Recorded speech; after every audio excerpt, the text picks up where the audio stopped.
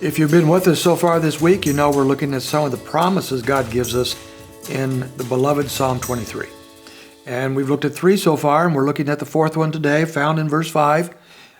We see a couple overlapping promises here in verse 5. You prepare a table before me in the presence of my enemies. You have anointed my head with oil, my cup overflows. So let's take a look at some of these promises in verse 5. You prepare a table before me in the presence of my enemies. We're looking so far at this metaphor, this picture of a shepherd and a sheep. So he stays with that through verse 5. He actually changes his metaphor in verse 6, but he stays through it through verse 5. And so if we stay with that understanding and keep our picture that we are with the Lord in this imaginary picture of being with the shepherd on the hillsides, going by the still waters, we're the sheep and he is with us. If we keep that picture, then when we come to verse 5 and he says, you prepare a table before me in the presence of my enemies, he's now talking about feeding and bringing sustenance to the sheep in the presence of their enemies. Now that was very real deal back in ancient times because the predators were everywhere. And the sheep we're talking about a wilderness here. This is not a zoo. This is not the predators are not caged somewhere. They're out there.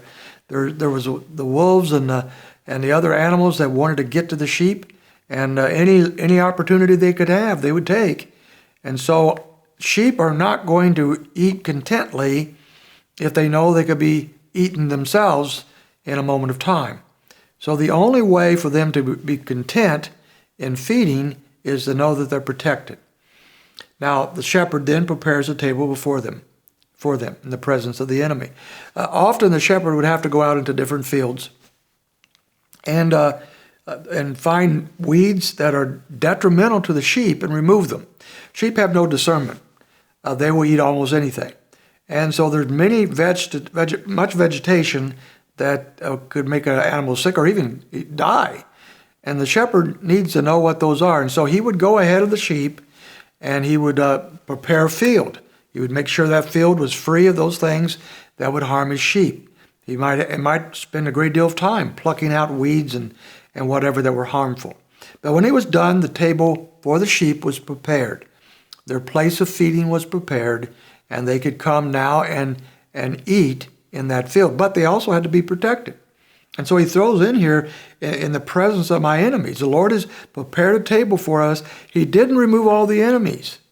The enemy still is there. The enemy for us as Christians today is still there. The enemy of the devil and his minions that want to destroy us. The enemy of the world that is opposed to the things of God. Our own personal flesh that wars against the Spirit. And yet we find that he is preparing that table before us so that we can gain sustenance from him, even surrounded by all these other enemies that we face.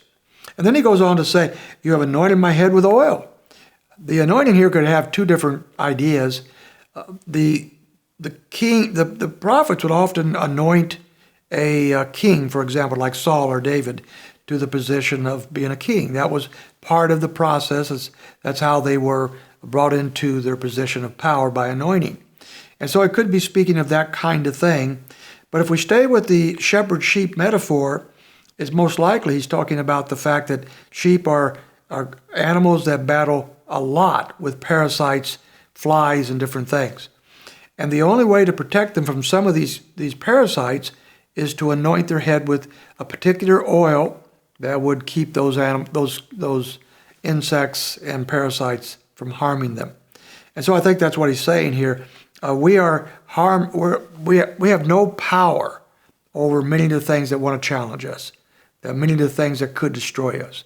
So the Lord is anointing our head with oil this is a picture, of course, a word picture that would protect us from the irritations and the insects of life, the spiritual insects that would come against us to harm us. And he says even here, my cup overflows. Not only do I have this anointing that takes care of these things, but I have more than enough for what I need to be protected from the things that would sidetrack me or maybe even just destroy me. And so we have this picture of how He's prepared for us this table that we can rest securely as we feed on Him, and the anointing that He gives us to guard us against the irritations and struggles and frustrations and the enemies of life. And so these are the promises that the Lord gives us in verse 5. We'll finish up Psalm 23 tomorrow and look at verse 6 together. I hope you can join us.